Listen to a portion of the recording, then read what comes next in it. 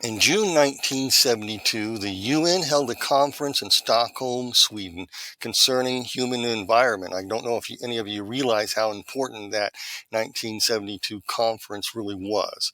The main point of this conference was to address population growth and its effects on the planet, like pollution and so forth. And they set forth recommendations and 109 principles, which were later codified into Agenda 21 and Agenda 2030. The 1972 UN conference championed for women's reproductive rights worldwide with the hidden, discreetly goal of reducing the world's population without anybody really noticing of it, for the most noble cause imaginable. And this was hidden beneath the veneer of promoting children's health and relieving the stress on the planet or in the environment, and to reduce poverty issues. Really noble goals. Some of them are actually fine. I don't have a problem with them. In fact, during 1972, the movie Soylent Green was being filmed. It was released in 1973. The movie Soylent Green epitomized the fear of overpopulation that was embedded in the culture in the late 1960s through the 1970s, and its message was very obvious.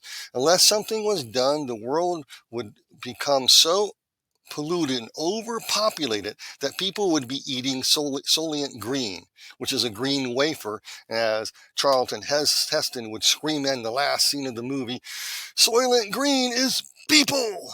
You'll be reduced to cannibalism if you don't solve the world's population. And now the chant has to do with about eating bugs, just go figure.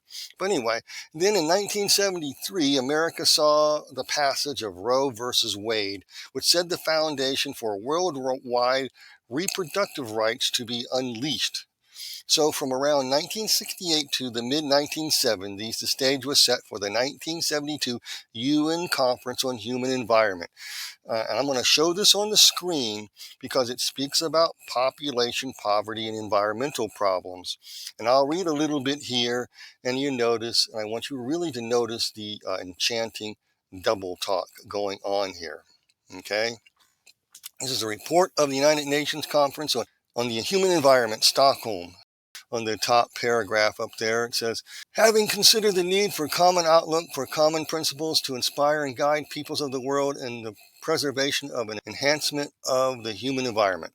Let's look at number 5 and 6. I'm not going to read the whole thing. You can just take a screenshot and read it yourself later. The natural growth of population continuously presents problems, and the preservation of the environment and adequate policies and measures should be adopted as appropriate to face these problems. Of all things in the world, the people are the most precious. It is the people that propel social progress, create social wealth, develop science, technology, and through their hard work continuously transform the human environment. So it goes on. Look at point 6. A point has been reached in history when we must shape our action throughout the world with a more prudent care for the environmental consequences. Through ignorance or indifference, we can do massive and irreversible harm to the earthly environment on which our life and well-being depend. Conversely, through fuller knowledge and wiser action, we can achieve ourselves and our posterity a better life in the environment, more in keeping with human needs and hopes. There are broad vistas in the enhancements of environmental quality and creation of a good life. Who in the world could ever argue that? So let's go ahead and look at the double talk that is being used here. So this is a recommendation. And it's for number 1, it says, it is recommended that the government should designate to the Secretary General areas in which have committed themselves or prepared to commit themselves to long-term program of improvement and global promotion in the environment. So up there, what he's talking about is that the Attorney General will acquire more power. That was the idea, to guide humanity into a better life, to enhance the human environment, to promote the well-being of life. Who could argue with that? So we're going to go back to this page. We're going to look at this a little bit more closely. And I divided it up. You have the recommendation there, and I have section B up there on the screen there. It says B, countries concerned will presumably appoint an appropriate body to plan such a program and to supervise implementation for areas in which it could vary in size from a city block to a national region. Presumably, The program will be designated to serve, among other purposes, as a vehicle for the preparation and launching of experimental and pilot projects. Think of experimental private projects. What happened in the UK recently? 15-minute cities. Wow. So they were talking in 1970, you set up stages. Back then, they did it a little slower, so you didn't really pay attention to what was going on, because movies like Soylent Green and others saying that there's a world population problem. If we don't solve the environmental issues, a great ice age will develop and engulf us and freeze us to death. But later, they changed that narrative when it was proven wrong to what we have today. Okay, so let's continue reading. So they had 109 principles. So let's look at some of the principles here. I'll go back on the screen. Actually, let's look at the recommendation in number 57 on the recommendation here. It says, several speakers expressed regret that population problem took so minor place in the agenda of the conference. They argue that all strategies for development and environment would be fatally damaged unless the rate of population increase was reduced. And it goes on to say that other speakers said that there's no need for this. Everything is working out. You don't need to reduce the population. You can read that paragraph on your own. But look at the principles they set forth, which are foundational to Agenda 21 and Agenda 2030. It is recommended that the World Health Organization and other United Nations agencies should provide increased assistance to governments which so request in the field of family planning programs without delay. It further recommends that the World Health Organization should promote and intensify research endeavor in the field of human reproduction so that serious consequences of population explosion on the human environment can be prevented. So you have, on one hand, they're saying, don't pay attention to this, because we have speakers who said we don't need to pay attention to this. We developed this, but then their principles are what? Mitigate overpopulation with human reproduction plans. No Roe versus Wade, okay? Look at principle 15 and 16. It says, planning must be applied to human settlements and urbanization with view of avoiding adverse effects on the environment and attaining maximum social, economic, and environmental benefits for all. In this respect, projects which are designed colonialist and racist domination must be abandoned. Let me comment on that real quick. Back then, in the 60s and stuff, a lot of the countries were coming out from colonial rule. So that's why they put that there. We don't have this system now, but we have a new system of colonialism. But that is from the left-wing progressive left. It is not from anybody else. That system is gone. It really is. Unless, you're in an Eastern country that wants to take over the world and take over other countries and invade them. So, that system is largely gone, but not really. It's more in the East, okay, not in the West, okay. Let's go on to principle 16. Demographic policies which are without prejudice to basic human rights, which are deemed appropriate by governments concerned, should be applied in those regions where the rate of population growth or excessive population concentrations are likely to have an adverse effects on the environment of the human environment and impede development. And what are they talking about, folks? This is kind of a really incredible document. So you got to ask yourself a serious question. Why such noble concerns over reproduction capabilities of women? Because that's who has babies, right? Maybe there is a more spiritual thing going on that people simply overlook as simply impossible because it's spirits, and spirits don't exist, and we live in a rational world. And things like spooks and spirits and demons, they just don't exist. Or could it very well be possible that such spiritual entities are influencing humanity? Okay? Last week I mentioned how first Enoch listed 6 of the top commanders over the fallen watchers by name. Their names express their character traits and how they operate. And first Enoch explains some of the names of the very principalities that are mentioned in Ephesians 6:12. For we wrestle not against flesh and blood, but against principalities, powers, rulers of darkness, and hosts of wickedness in the heavenly places. And a lot of churches don't even want to teach this aspect of spiritual war because they view that the devil is toothless and he has no power. But despite the Bible warning us that the devil walks about like a roaring lion seeking whom he may devour. And Well, the world's in a mess because of it. So one of these entities goes by the name Core-a-deal. I think I'm spelling that right. And Enoch 69, verses 12 and 14. And the fifth was named, Cassidel. Cassidija. I'm not saying that right. Casadea. Casadea. And it means one who lies, who rules the inhabitants of the Chaldeans. Okay?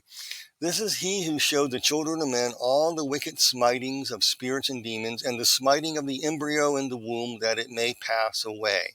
So, folks, I put down in here, you got to think reproductive rights is currently being propagated in the world over here.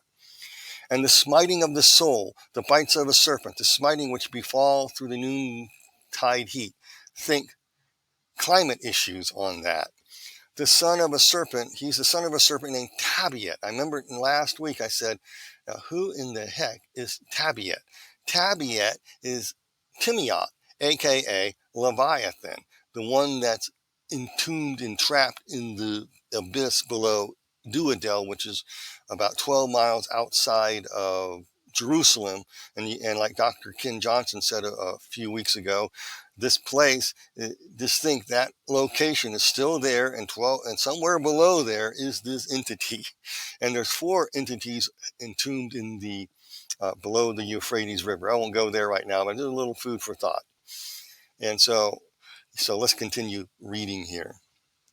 So maybe this entity is one that's taking captive people to do the devil's will. Maybe the UN's 1972 document is evidence of such folks under the influence of its enchantments to reduce the population humanely. And humanly, I should be humanely, not humanly, but humanely, without the masses knowing their heads are on the chopping block for the sake of sustainability. Why not? Mask words, make it sound good and noble, enchant people to accept this because it's so wonderful. And so there we go. Is it possible that this entity is behind this stuff? Maybe this entity is the one taking captive people to do the devil's will, okay? This might even be seen later in both the Rio conferences in 1992 and 1994. There, the UN programs of action were implemented into UN policies, which later became parts of Agenda 21 and in 2030, justified by the need to protect the planet from catastrophes, okay? So the 1972 conference led to yearly conferences, and 2 major ones was 1992 and 1994 programs of action, just like the 72 policy, which would put everybody under the Secretary General's sway to make sure you implement this. So let's look at the next few slides here. This is the 1992, June 3 to 14, 1992, report of the United Nations Conference of Environment and Development. Now, I put over here a little blue block there. I can't read the whole thing, but this gives you the gist of it. The growth of world population production combined with unsustainable consumption patterns places increasingly severe stress on life-supporting capacities of the planet.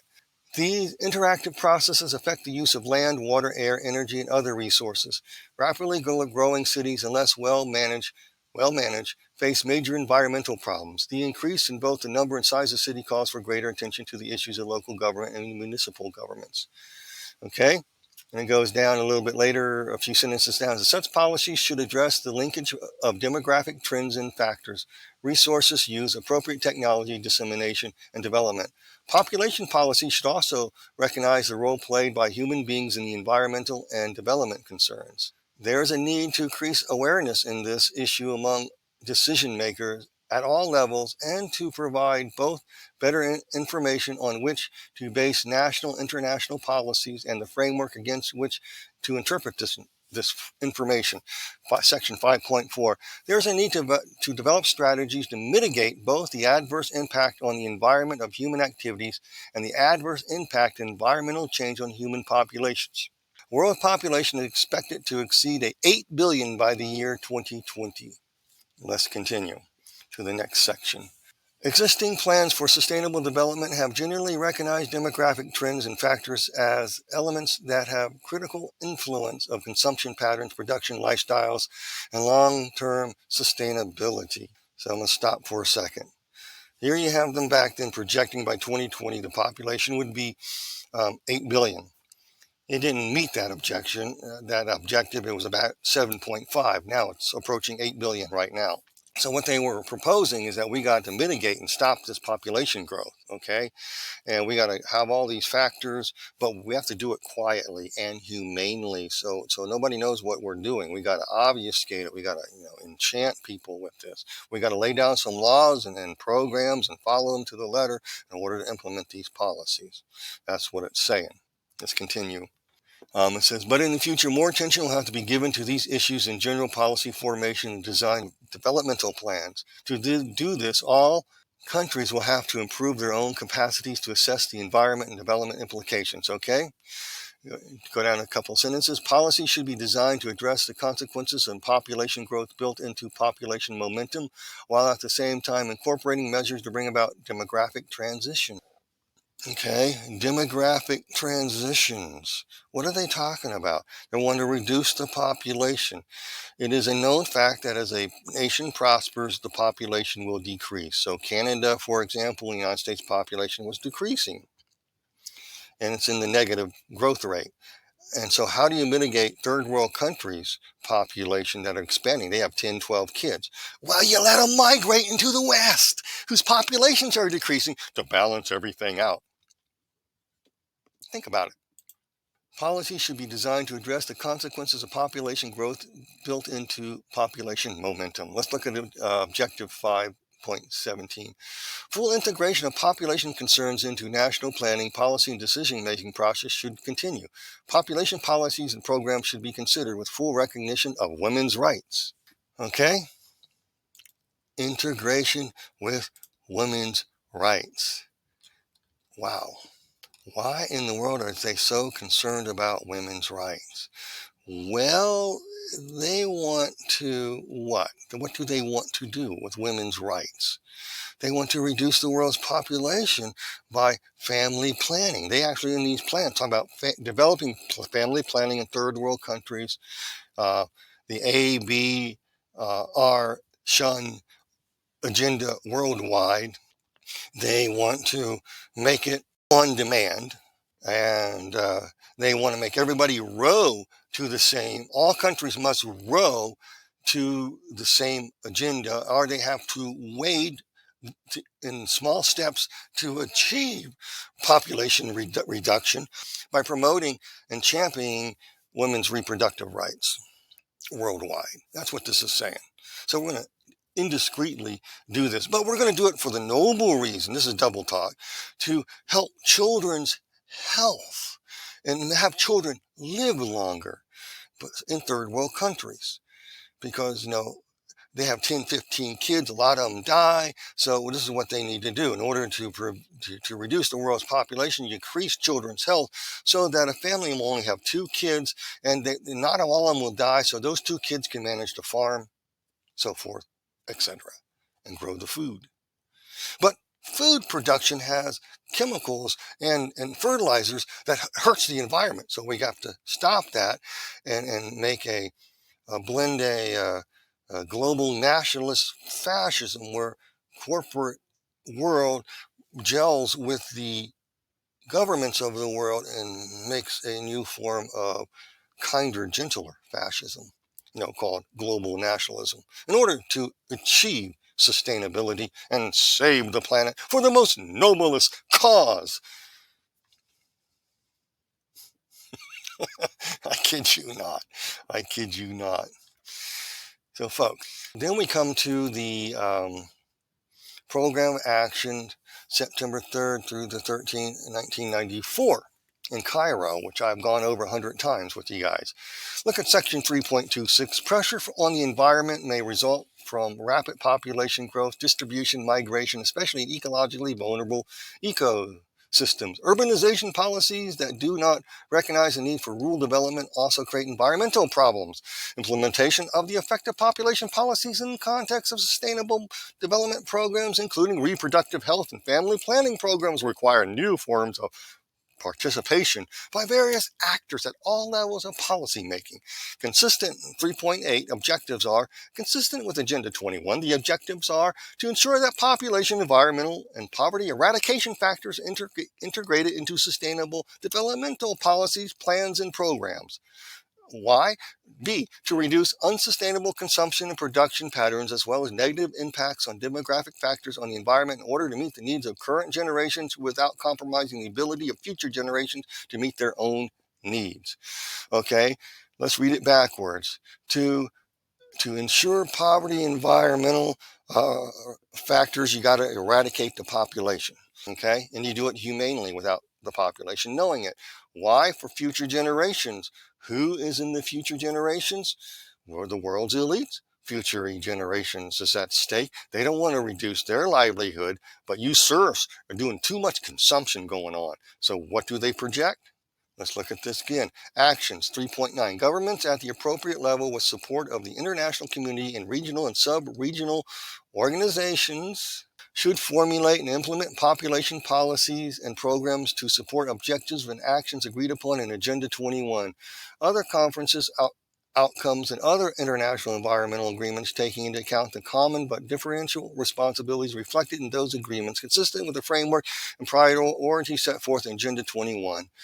The following actions inter alia are recommended to help achieve population and environmental integration. And it goes on there. You can read that. And then it gives you the smoke screen. We're protecting the environment. We got to make programs of action. We got to plan. We got to write laws. We got to make these policies. We got to do all these things. Do you think there's some sort of spirit behind this that's manipulating? No, we wrestle not against flesh and blood, but against principalities. Maybe there is a principality behind this. Maybe there is. Because last week, when we were going through Enoch, first Enoch 69, verses 8 through 12, we discussed the top leaders. And the fourth was named, in verse 8, the fourth was named Pen-ni-mu. It means the severity of God. He taught the children of men, the bitter and the sweet. He taught them all the secrets of their wisdom, philosophy, so forth, etc., like I said before. And he instructed mankind in writing in ink and paper, and thereby many sinned from eternity to eternity and until this day. For men were not created for such a purpose to give confirmation. So what does that mean? This being is a head principality, teaching the art of using language to make laws, binding contracts, policies, programs of action, plans to map out schemes, use lawfare against your opponents, rules for thee but not for me, and changing word definitions and creating chaos and confusion. Okay? He teaches the bitter and the sweet, the secrets of their wisdom, changing word definitions, and make binding contracts. Why? To achieve power, control, dominance, to create a one world rulership. Maybe you're witnessing the work of this entity today. I tell you, Ephesians chapter 6 has a lot of truth to it, folks. A whole lot of truth going on in there. And yet, what does it say? Let's go over here to this Agenda 2030. And everything I have here, you can look up the names of these things and type them in, and you can pull it up on the UN's website. That's how I found these. Number 59, we recognize that there are different approaches, visions, and models and tools available to each country in accordance with its national circumstances and priorities. To achieve sustainable developments, we reaffirm that the planet Earth and its ecosystems are a common home and that Mother Earth is a common expression in a number of countries and regions. That's transforming our world as Agenda 2030, one of the development ideas in that. Okay? So, what do you think? What do you think about that? Well, these entities are at work. How do I know? 2 Timothy chapter 2, verse 26 says, and that they may come to their senses and escape the snare of the devil. That's what Christians are to do, to help get away from the snare of the devil. Why? Because having been taken captive by him to do his will. This correlates also with 1 John chapter 5:19. We know that we are of God, folks, and that the whole world lies under the sway, the control, the power of the wicked one. So the whole world is under the sway of these principalities and powers and so forth, etc. And I hope that you can see, I just named two of them, and you can see them implementing programs of action, speaking noble words, enchanting people to follow programs of actions and policy to the letter of the law. In order to achieve this, we must stop misinformation. And we got to stop the truth. We have an agenda. Our agenda is noble. The elites need to have everything, and you serfs are just too much consuming going on. We got to control you. But we'll make it sound real good, and we'll humanely reduce the pop of the world.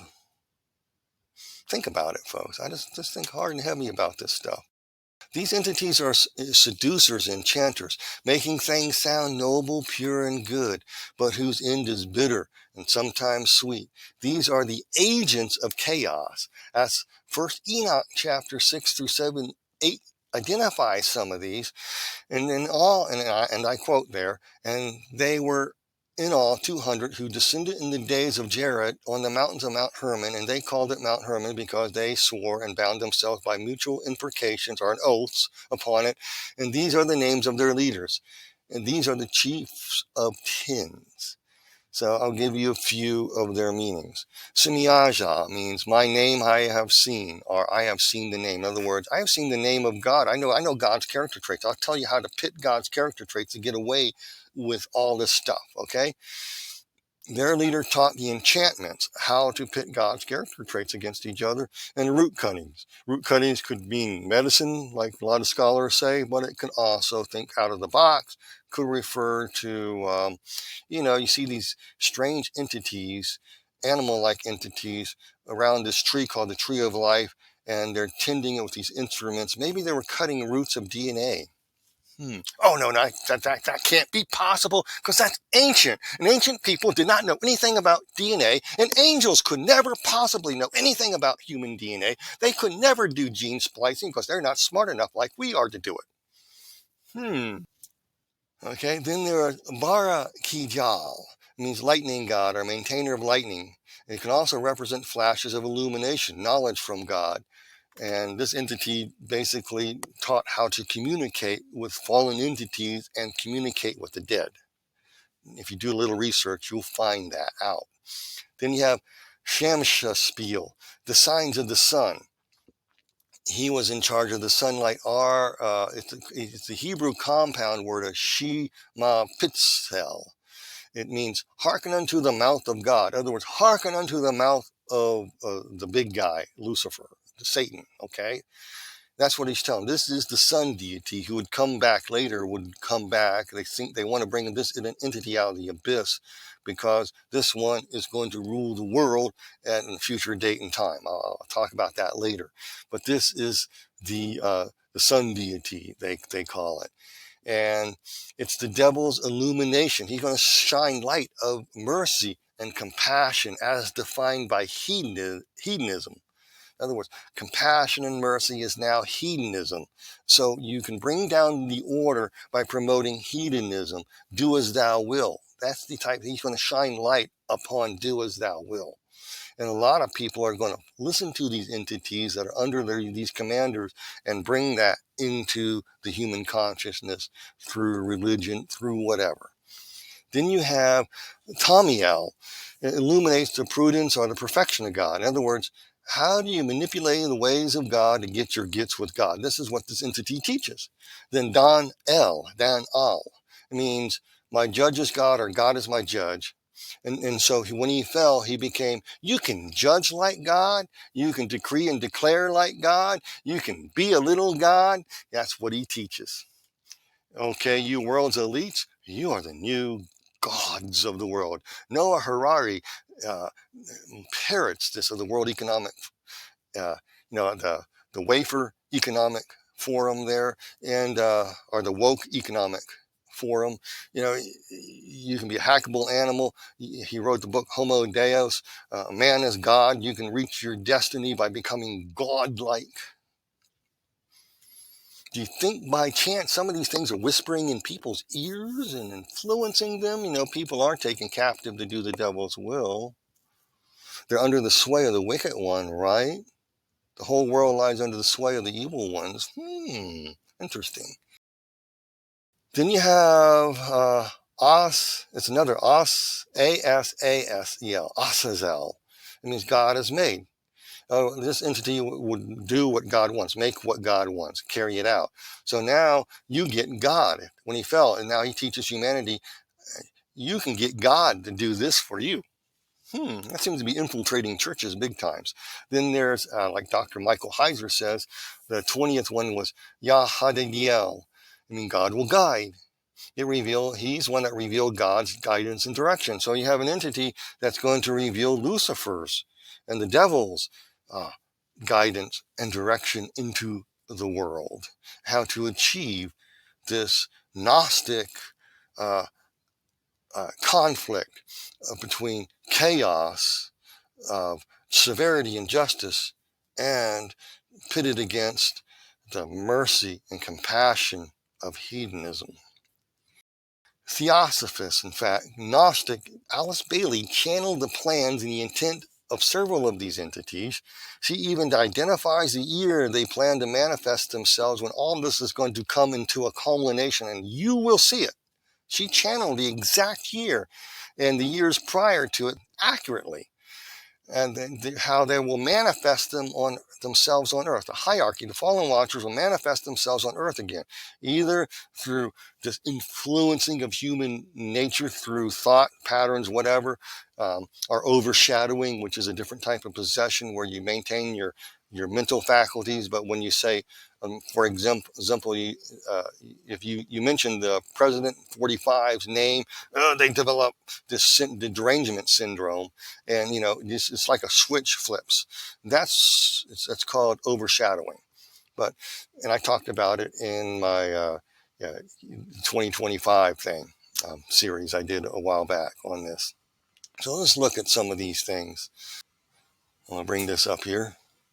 Alice Bailey in Externalization of the Hierarchy on page 372 in the PDF, she said, every nation and a relatively small group of people decide all important issues and determine all major national activities. This they do either by force, terror, or deception, or by persuasion, fair words, and the application of ideological motives.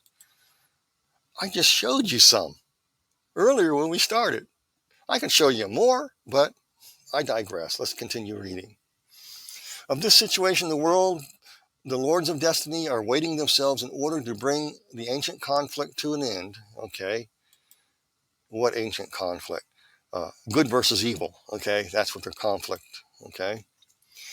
And so enables humanity to pass into the new Aquarian age relatively free with a clear understanding of right human aims, right relationships, and man's predestined future. Alice Bailey in Externalization of Hierarchy, page 372 in the PDF, continues. One of the first steps toward this is to prepare men's minds to accept the fact that the reappearance of Christ, the Antichrist she's talking about, is imminent. You must tell men everywhere that the masters and their groups of disciples are actively working to bring order out of chaos. That is a plan. Her words, not mine. Let's go on. Who are these people? What is their plan? Let's continue. On page 113, on Treaties of White Magic, Miss Bailey writes, the first group works through governments, through politics. The interplay between nations is relatively small in number. The second ray group, who delude, deceive, work through religious agencies, through mass psychology, and the misuse and misapplication of devotion of the arts, they are the largest in number. The third group work primarily through commercial relations in the business world, and through the use of money, concentration of the prana, or energy, and universal energy in the outer symbolism of the universal flux and flow of energy. Okay. These thoughts are suggestive but not vital, dealing as they do with the cosmic tendencies. And what does she mean by that? Of reactionary groups fighting against this utopic idea of collective group love, group unity, Christ consciousness, all that will govern the world in the state of utopic bliss through reproductive rights and reducing the world's population. Interesting. Let's continue. An externalization of the Externalization. That should read externalization of the hierarchy, not extermination. I'm sorry. Alice Bailey, in Externalization of the Hierarchy, in the PDF, page 193, says, the demand is therefore for knowers and for those whose minds and hearts are open, who are free from preconceived ideas fanatically held and from the ancient idealism which must be recognized as only partial indication of great unrealized truths which can be realized in great measure for the first time if lessons of the present world situation and the catastrophe of war are duly learned and the sacrificial will is called into play.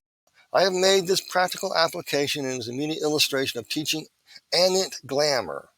Anent glamour, what's that? Otherwise, you want to push this takeover of governments, of the media, arts, entertainment. You want to take over the business world and community. You want to take over religion, especially the church. You want to move everybody into this one mindset that rules all type mentality.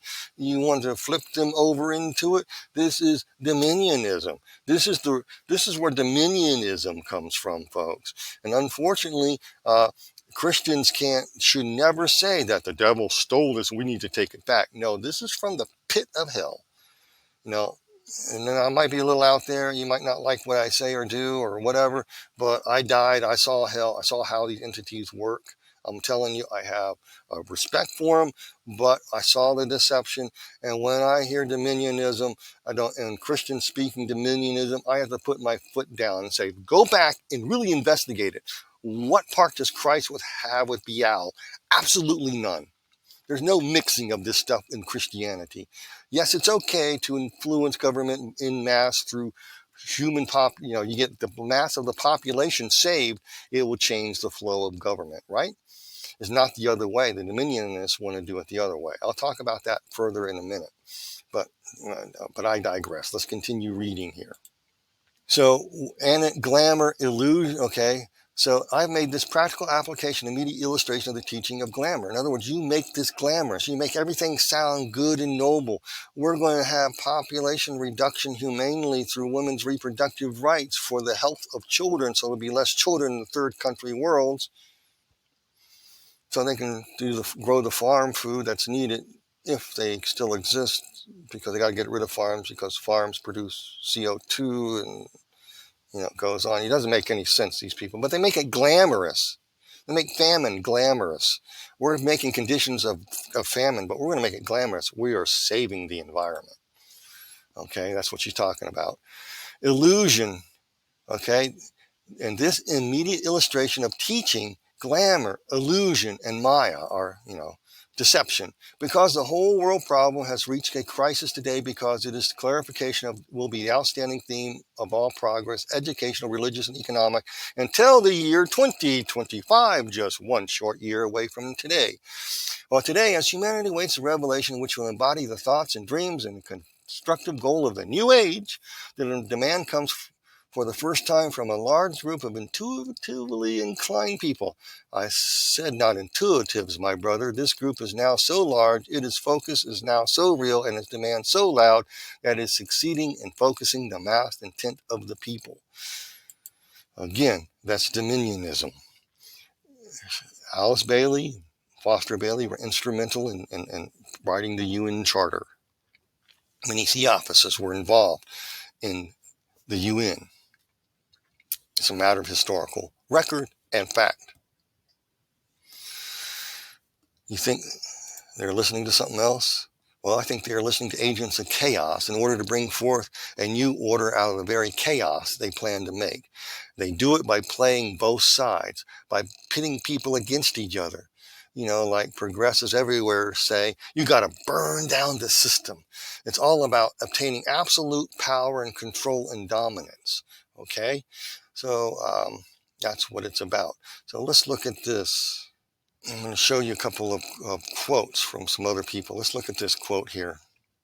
The controlling mind of the totalitarian foresees a paradise in which every action, every object is monitored, labeled, and controlled. There will be no room for any bad thing to exist. Nothing and no one will be out of place. This is from Charles S. Steins, from Fascism and the Anti-Festival. Then we go on over here. Alice Bailey, in her unfinished biography in chapter 6. The thing we have to develop in the world today is the world citizen, and to bring an end to this crude nationalism which has been the source of so much world hate. And Reappearance of the Christ, Lucius Publius Company, 1948, pages 188, 189. And I quote, the inherent fanaticism ever found in reactionary groups will fight against the appearance of the coming world religion and the spread of esotericism. For the struggle of certain of the well-organized churches through their conservative elements, the most powerful elements, are already grinding themselves. Let me comment that we are hearing that today. We're hearing such things like that today. I'm going to explain in just a second what I mean by that. You ever heard of Christian nationalism? I'll explain that in just a second. Bailey offered a solution to this, where she continues, and I quote, if we can delay the crystallization of the ancient evils which produce world war and arrest the reactionary forces in every nation, we shall making way for that new and opening the door to the activities of a new group of world servers in every land, that group which is the agent of Christ, or the agent of the Antichrist to us. Author Versulius in the New Inquisition writes, and he quotes, I'm quoting from his book, key to this transformation of the totalitarian into the role of a persecutor is a set of doctrines that one holds to be absolute or universal truth. Thus, everyone else is made into an unbeliever or a traitor. There's only a short step from this into the belief that one's duty is to impose the doctrines on everyone else, that such imposition is for their own good, for the good of society. And then Donald Dutton writes in Psychology of Genocide, Massacres, and Extreme Violence, a common perception of totalitarianism is that their target group are vermin, are a virus. Then Salon wrote a while back in November 2023, far-right magna theocrats, the most dangerous threat to America. Why? If you try to defend Christian nationalism, I want to give you a brief education, a Reader's Digest version of what that means. I am not a Christian nationalist. I'm a born-again, blood-bought Christian by Jesus Christ, okay? Of course, I believe in our country. We are the best country in the world. That doesn't make me a nationalist. Okay? Let me tell you what Christian nationalism and how it's used, how these policies and procedures and these entities inspired people to use that term to demonize and set you up as vermin to be exterminated, and why they have so much hate for people of a certain persuasion. They say they're the most dangerous threat to America. Why do they call them Christian nationalists? Let's go back in history to British Israelism, where there was 12 lost tribes, and there were 10 lost tribes or whatever, and they came over to England or something, and they were going to be destined to rule the world. Was dominionist. That's what the thinking was. And that fell out of sync, and so it drifted over into America probably in the 1800s sometime, and popularized in up to about 1960. At the advent of the civil rights movement, crushed that movement, and it developed into the Christian identity movement. So in the Christian identity movement is this very segregationist. It was one particular race who's going to dominate all the other races and control and rule the world.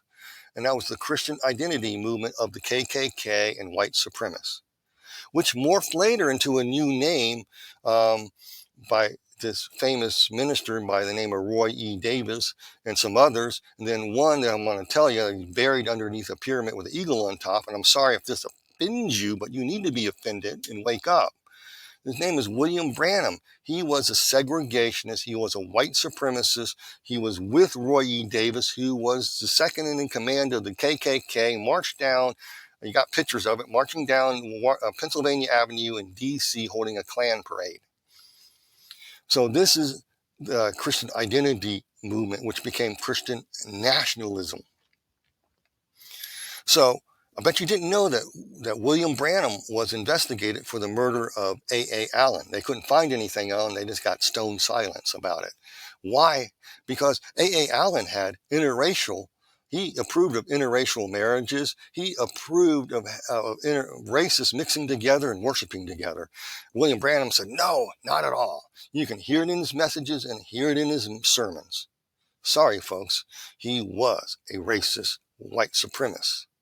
And then he was also investigated because Kennedy was a Catholic. He was investigated, had something to do with Kennedy's assassination. Again, stone silence. Nothing came of it. They couldn't find anything on him. Maybe he was innocent. I don't know. In 1963, he claimed to be some great prophet, and he was going to usher in the end of the world or something, and he died in a car crash, arguing with his wife or whatever it was, and ran head on to something. He was killed. Interesting, isn't it? So, from the past, the government now has a way to demonize a whole group of people as the most dangerous threat to America, far greater than the Chinese, far greater than any other threat, because they can build off the lie that came from the past and label every Christian a Christian nationalist if you have conservative values, so forth, etc. A common perception of totalitarianism is that their target group or vermin are a virus. Alice Bailey taught that too. She channeled it. If someone says that you're a Christian nationalist, don't fall for it. Say, I'm a blood-bought Christian, and I thank God I'm not a global nationalist like you, who forbids free speech, who denies the right of a woman's right to choose not to have an abortion.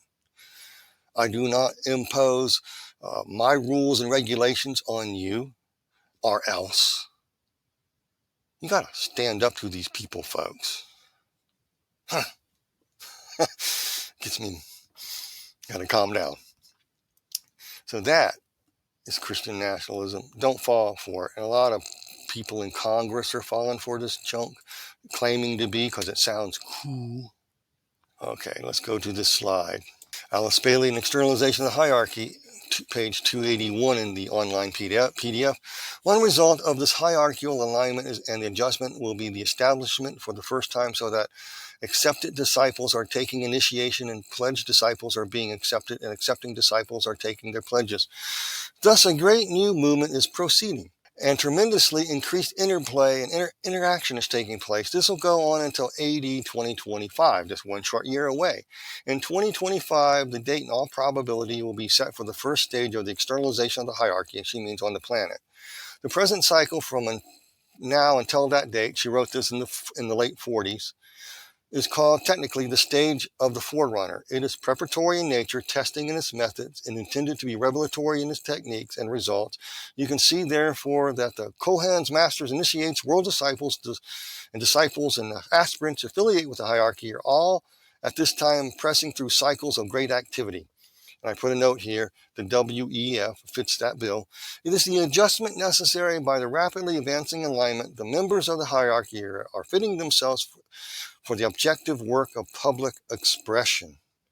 Public expression. Think about it, folks. Public expression. How so?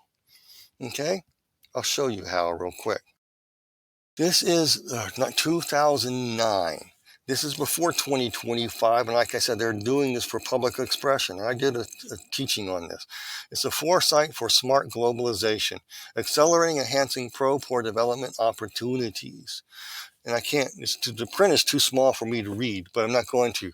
But the point of it here is, in conclusion, the pro-poor foresight is how to improve the poor of the country to have less kids, okay? How do you do all that? How do you get them to obey? Well, you have to get the internet there. And they have this picture there that speaks 1,000 words. Digital shared intelligence that will monitor third world countries and how they grow food production, so forth, etc. That's what this is about. This is the Rockefeller's report, Foresight for Smart Global Development 2009. Go to their website, you can find it. And it goes on, and these pages are really telling. It says pro-poor foresight, energy, climate change, science and technology, economic governance. Economic governance.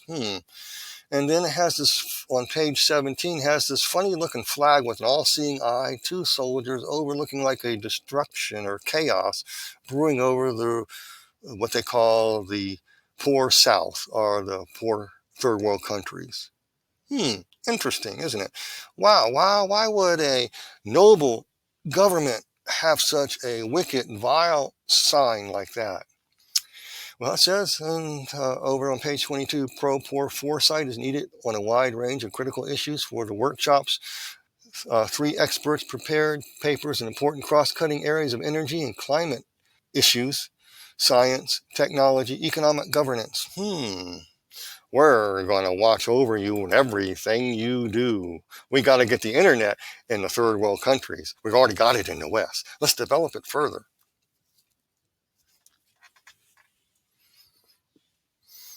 You think they're being inspired by something? Let's keep going here. Alice Bailey, an externalization of the hierarchy. Again, I spelled it wrong. I'm sorry. My spell check error there. On the PDF, page 298, 299. Today, human beings as a whole, and I quote, are so loudly invocative that the entire trend of life of the hierarchy and its planned state have been subject to change, to postponement, as far as certain interior and purely hierarchical determinations are concerned, and to hastening of a certain plan. Okay, what she mean by that? Well, the reactionary conservatives and Christians out there are stopping the plan. We need to demonize them, which were slated, if I may use such a word, to take place several centuries later than this, but which, owing to the unexpected preparedness of humanity, can take place not prematurely really, but securely in the fullness of time. This fullness of time as regards to particular planning with which we are dealing is from now until the year 2025. 1 year away, folks. A brief period of time indeed in which to see the consummation of the larger purposes of the planetary logos. That's who's the planetary logos? Those are the 7 Achapalu or whatever designed to govern the destinies of men. Working, and they float above this city. The city floats above the earth, or right now they say it's under the earth or under the sea. The city under the sea or under the earth, where they govern and plan the destinies of human beings. That's the planetary logos, working through 3 major centers within his body of manifestation. Wow, folks, I'm telling you, this is some very interesting stuff, isn't it? I bet you didn't realize this.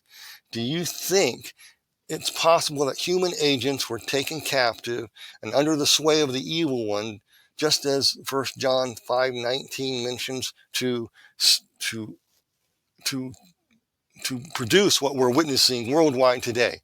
I heard it over in England, people saying, wow, they're losing, the government's not listening to you. Over Ireland, I hear it in Australia, I hear it in the West, all over the place. I'm beginning to hear it in India. I'm beginning to hear this stuff all over the world. Well, guess what, folks? Ephesians 6:12 is true. For we do not wrestle against flesh and blood, but against principalities, against powers, against the rulers of darkness of this age, and spiritual host of wickedness in the heavenly places. Well, that, of course, will beg the question, who are these entities? Well, these are entities, and that means that we are born into a spiritual war. As soon as you get born again and saved, we enter a spiritual war. And we need to know what we're fighting and how to fight these entities who work the work of them in the minds of men and women, putting folks under the sway, the power, and control of the evil one, as 1 John 5:19 mentions, capturing them to do the devil's will. What's that? It's to remove the strength of God from humanity by implementing chaos to make sure his order, the devil's order, rules over all, with superior, do as thou will, illumination. This is ancient Gnosticism. This comes about through successive bouts of conflict, struggle of blood, spirit, to create synthesis. In other words, synthesis means surrender. Surrender your strength over that you had for God and give it over to the devil. That's synthesis. That's how you get there. According to the old Mesopotamian pantheon, folks, there were 7 primordial gods or fallen watchers, and then 7 younger fallen watchers who decreed the fates and destinies of men. Why am I bringing this up? Well, stay tuned and find out here. The 7 primordial fallen watchers, there were 4 male and 3 female. The younger who decreed the fates of humanity consist of 5 masculine and 2 feminine names. Why masculine and feminine names? Are they gender? No, there's no gender with these entities. What does it mean? This is a mocking of God, how he created human beings, okay? So, male and female, both co-equal in the areas of life. In other words, the masculine is a head general, and the females are their deputy commanders.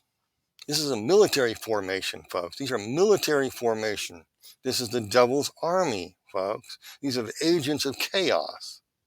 We're fighting a spiritual war. So the females are not really female, and the males are not really males, okay? When I say male, this is say a 4-star or 5-star general, and the others are brigade commanders, or a head of an army or something like that underneath that rank. That's exactly what that means. And so when you look at it that way, this begins to make a lot of sense. So you have 5 primordial fallen watchers. The female was Timiat, Lahamu, and Kishar, okay? And the males were Abuth, Lahami, Ashar, I don't know if I'm pronouncing these right, or Umuma, or something like that. The others, the 7 younger who decree the face consists of 5 masculine: Anu, Enlil, Enki, Nana, and Shamash. And then you have only 2 females, in Ninhursag and Iniana. Or you can even throw in there Namu, the Gaia in there as well. But anyway, what happened? Well, the 7 primordial beings there, if you look at that closely and kind of, let me bring that down here. And if you look at that, Timiat, aka Azazel, something happened, and he came and to take away the strength of men. He's in the abyss, taken out of the way. So that's why you only see 2 of the other top commanders of divisions or armies over in the 7 who decree. One's missing, and one's going to come up to take its place, and that would be Namu, okay, Gaia, later, but I'll get into that later. Because Timea, aka Azazel, the Leviathan in the Bible, that's who that is imprisoned in the abyss. These 2 sets of 7 entities, they might be the same, the primordial beings before the fall and the younger after the fall, and there's a mix-up in the chain of command because of what Azazel did, and there was just think out of the box. I'm not sure, but this I could be correct, I may not be. I'm just speculating here. You can speculate. Give me your comments in the description here, or in the comment section. These entity storylines demonstrate them fighting amongst themselves, and this is what throws people. However, with their deceptive nature of glamour and innate and deception and stuff, this could rather be the Gnostic idea of conflict, order out of chaos, being taught to humanity. They're really not fighting each other, but rather it's a psyops of sorts to camouflage their plan to overthrow God's throne and achieve victory for the big guy, Satan. What we see in these, with the 7 primordial and the 7 sages who teach the destinies of mankind, is the struggle. It's the Gnosticism, ancient Gnosticism. It's the use of creating conflict to produce synthesis, so humanity surrenders their strength of God and give their strength over to the devil. It's also mirrored in the storylines of them fighting each other. It's Gnosticism. That's what that is. So I want to challenge all you scholars out there and great names to look at the storylines of these old gods, not as infighting each other, but as Gnosticism, as the tenets of Gnosticism. The males represent mercy and compassion. That's one pillar. And the female represents the chaos of severity and justice to produce a state of surrender in the human conscious to the will of the evil ones.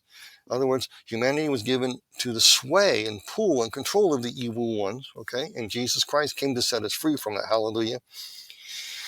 All this is mirrored in the ancient parasitic Gnosticism.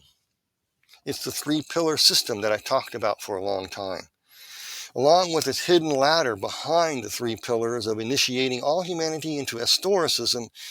That's all that's needed to liberate humanity from the material world. So therefore, in my opinion, that could be what the storylines of them fighting each other are all about. It's illustrating the Gnostic struggle. These fallen entities are in reality playing both sides. One side of order and the other side chaos, rebellion against the old order, which is God's, to reach synthesis, so people surrender it over to the devil. We saw it in the Garden of Eden. That happened. This is mirrored in Hegel's dialectic of thesis, antithesis, and synthesis. Okay? So let's look at this. I'm going to bring this three-pillar system up again. That's what we see here. So you have two opposites, thesis, antithesis. You have the dark pillar, the dark lodge, the feminine side, and you have totalitarianism and fascism, Stalinism, materialism, individualism, and you pit it against the pillar of mercy, compassion, of a kinder, gentle totalitarian, fascist, communist, collectivism, so forth, etc., based on hedonism.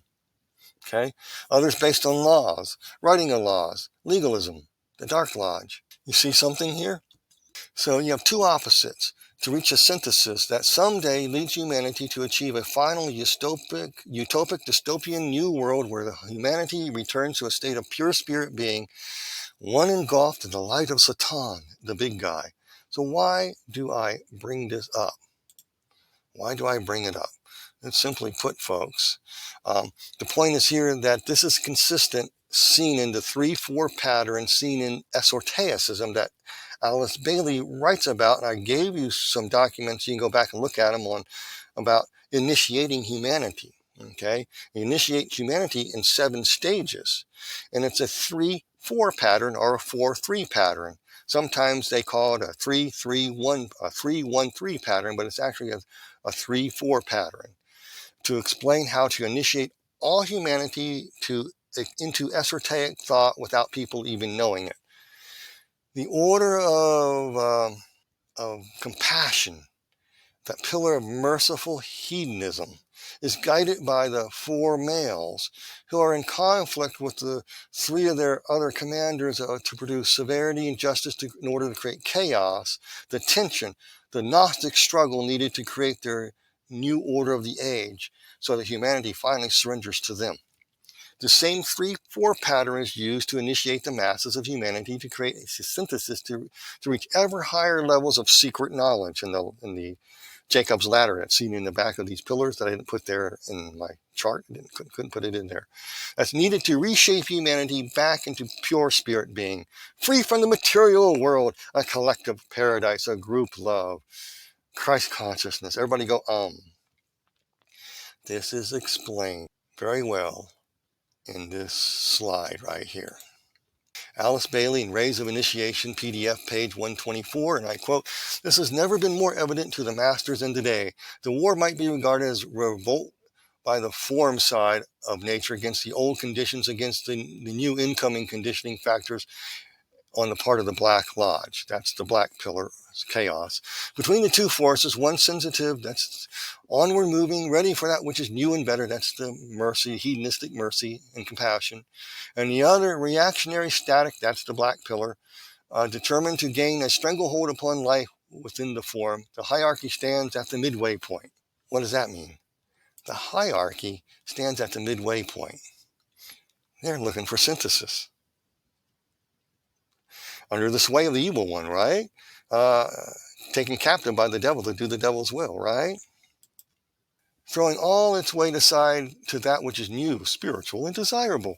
B, adapting itself simultaneously to new conditions and new emerging factors, standing like a wall of steel, unshatterable and immovable between humanity and the forces of evil. This has been the epoch of crisis and the great moment for which the hierarchy has been preparing ever since it was founded upon the earth. And in 2025, in all probability, will be the manifestation of the hierarchy on earth for a physical appearance, a physical manifestation somehow. Slowly down the ages, men have been trained and prepared for initiation, and they have been taught to develop the initiate consciousness. They have taken their place within the ranks of the hierarchy and have later passed into the high centers, the Shambhala. My note, this means the city of God that guides humanity from below to guide the hierarchy that is from above. This is where the above-below thing, that's what it means. You're going to be guided by the hierarchy that's above and the ones below. You heard of Cloward and Piven, kind of mirrors that. Collapse the system, take above and take below. This is why I do not like the Message Bible. If you love the Message Bible, great. I I saw hell. I saw how the demons work.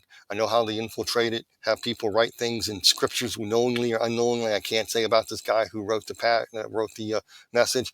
But when you take the Lord's Prayer and put above as below, then go to Ephesians chapter 4 or 3 or whatever it is, put the same thing in there, I have a problem with it. I respect the demonic world with their power and authority, but I walk in the midst of evil and I will not tolerate it one bit. That's why I do not recommend the Message Bible. You may love the translation, but remember, they like to sound noble and pure. But do you really? I'm sure God can use it, but when you have above and below in there, sorry, Charlie, I can't use it. It's my own personal thing. Later, that's the above and below thing. Let's go to the next slide. Alice Bailey Rays an Initiation, PDF page 124, and continues, and I quote, paralleling this line of unfoldment, the individual there has also been a great, though slow expansion of human consciousness and a gradual steady progress toward the light, forward to the light. It has now become possible to create a new group of world servers, men and women sensitive to the inner and newer visions of the incoming forces and energies. Each group, therefore, whether it is with the hierarchy, this new group of world servers, or mankind itself, is wrestling with its own interior problems of response, of recognition, and of responsibility. Each also has actuated by ongoing movement in two directions toward that which is higher and which indicates a better, more spiritual future. Stop there. That's synthesis. That's Gnosticism. Okay? With all that it implies, and also toward that which is rooted and related to the past, which is crystallizing, reactionary, blind in its selfishness and maternity, which is implemented to retain old things which should pass away and fight that which is new. In other words, this is the dark pillar, light pillar battle they implement. Let's continue. That's exactly what that is going on, folks. Okay, let's go to the next slide. Alice Bailey, Treaties on the Seven Rays. That means the Seven Rays of Initiation, page 169. This final volume of Treaties on the Seven Rays will eventually change the attitude of men's minds toward the mysteries and toward the activity of spiritual transference, which is one of the names given by the masters to the basic mystery of initiation. In due time, our educational centers, practically those concerned with adult education, will take into calculation normally and customarily the fact of future initiation, and will study their graduates from this angle in order to give advice or recommendation. In these institutions, elements of true esotericism will be taught, though they will not be regarded as esoteric. What she's talking about here in Education, New Age, and other writings is to take over the educational system to educate people on right human relations.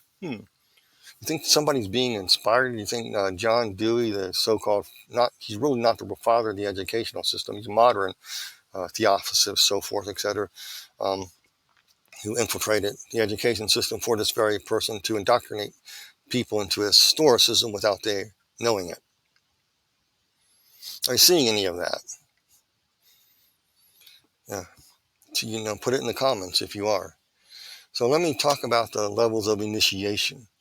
Alice Bailey, Initiation, Human and Solar, PDF pages 106. She talks about this 3-4 pattern. The ray of will or power, the ray of love, wisdom, the ray of activity. That is chaos. And I have my notes over there. These are my notes. You have the ray of willpower. That's Timmy up, but kind in the abyss. But now Enlil, who now plays the chaos factor in this factor, okay, takes over. That's who took over the position who I can find right now. The ray of will, Loveland, or wisdom would be Namu, Gaia, or that's Kai, or Iniana. I don't know who's who, but the ray of activity or adaptability, this is chaos. In order to produce chaos, is Iniana or Gaia, Namu, Kai. I don't know which one of these is which one here. That's why I put their names with a question mark. But one of the two is love, and the other one is wisdom, and the other is activity and adaptability. So in order to produce chaos, you use wisdom to redefine what love is. Love is love. You Christians need to love. You can't just argue against our noble cause of right human relations and collectivism, because you Christians need to get along. Our love is superior, so creates chaos. Reactivity and adaptability. You need to be adaptable. You need to change. You need to synthesize and surrender your will over to the devil to create synthesis. How so? To the attributes of the dark pillar, order, the ray of harmony, beauty, art, and unity. I say that's Anu, that's the big guy. And the ray of concrete knowledge or science, that's Unchi.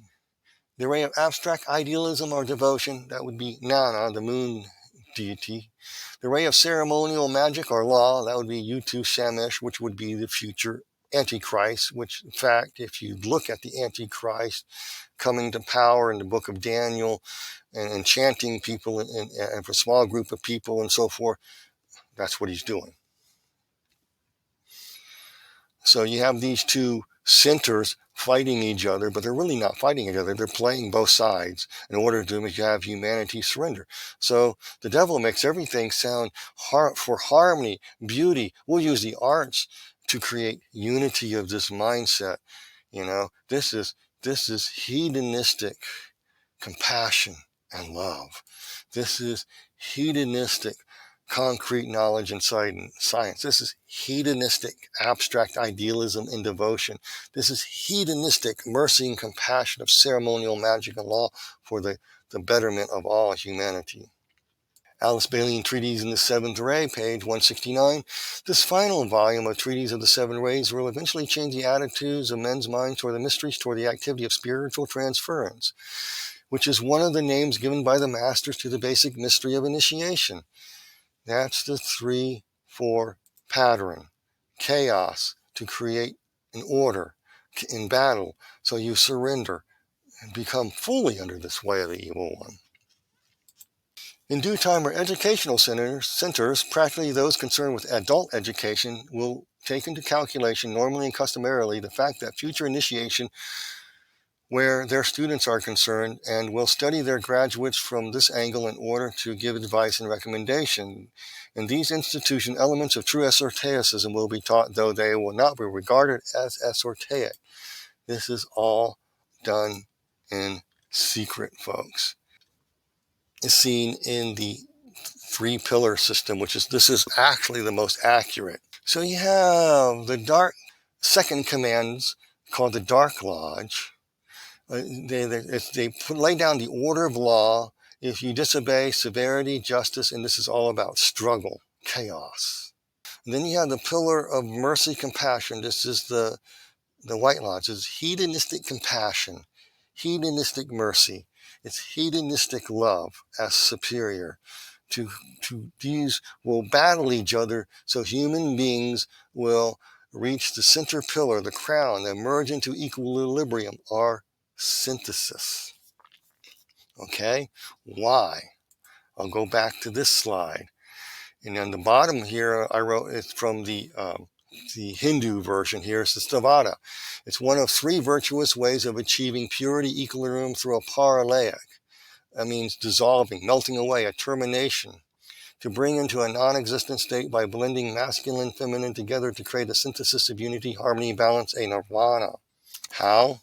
Well, you get laws and you make laws, you get these strange things, going on, like I shared earlier, these really strange documents, they're all about these things, and you have all these documents and programs of actions, and you have laws, legislations being passed. You have the change of words and going after people who resist and imprisoning them for 11 years for protesting that they believe that a woman has the right to choose not to have an abortion, and now they're thrown in prison for 11 years.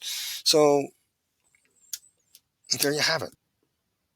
Paul writes in Ephesians 6:12, we war against not flesh and blood, but against principalities, powers, and rulers of darkness and hosts of wickedness in heavenly places. These entities are behind human agents, moving them to believe the lies and deception of the fallen ones.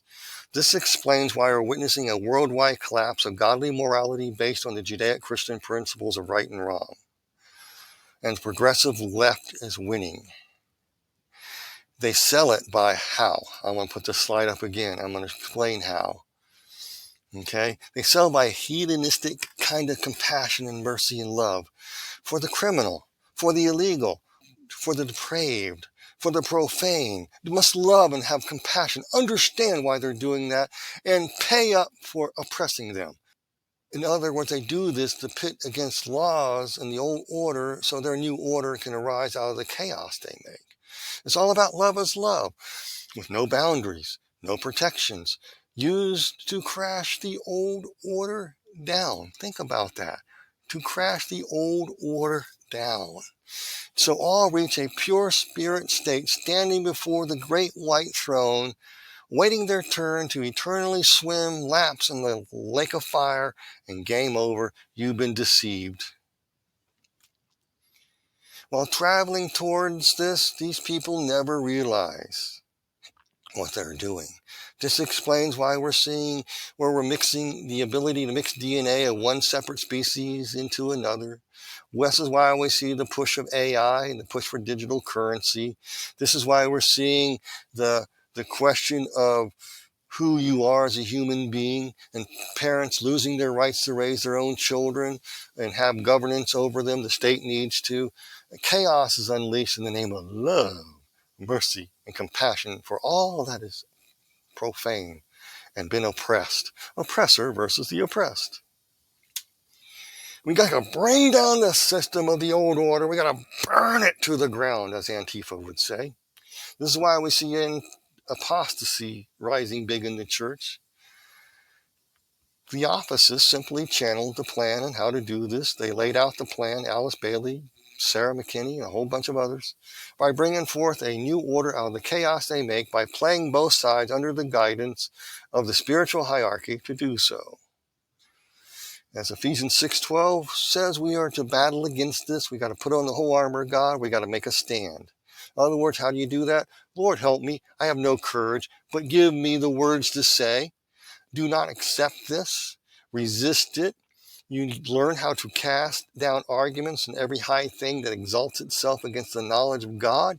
You're going to have to combat this because we wrestle against fallen agents of chaos, trying to battle and destroy God's order, causing humanity to surrender, becoming synthesis, to be totally under the sway of the devil. The devil didn't achieve that in the Garden of Eden, because human sin nature would teach humanity to rebel against the devil. So in this new order of AI and DNA splicing, cutting of roots, so to speak, all this stuff, and putting a computer chip in your brain, whatever, can control the human sin nature. As Noah Harari says, we can make humans hackable animals. We can control their sin nature. We can win. You think these people are under guidance of something? Well, folks, I will explain more later next week if I can. Like I said, I don't know how things will go with my mom. I may not be able to, because things with my mom's condition, because she's at the end of life there. I do not know. Hopefully I get a video out. So as long as the creek don't rise, I'll see you next week, as I say. But then that's all I got to say today. Hope you got something out of this. If you'd like to support what I do, all my support information is up there. So if you want to contact me or support what I do, all my information there. My first book is there, A Land Unknown, Hell's Dominion. You can help with that. Also know that there are people out there who like to mimic other people. And if there's anyone out there saying that they are me, and send you an email or a text or something saying that they're me, and they want soliciting and want money from you, that is not me. Let me know, because I don't solicit for money. It's all, I leave it in God's hands. If you like to support what I do, it's all there. If you get something out of it, help me out, that's fine. If not, God bless you. I'm just glad that I can educate you, because what God gave me, I can give you. I'm going to shout this from the rooftops. I'm going to keep shouting. No matter how many people watch, like, or subscribe to this video. Please do get the message out. With that, you guys be blessed in Jesus' name.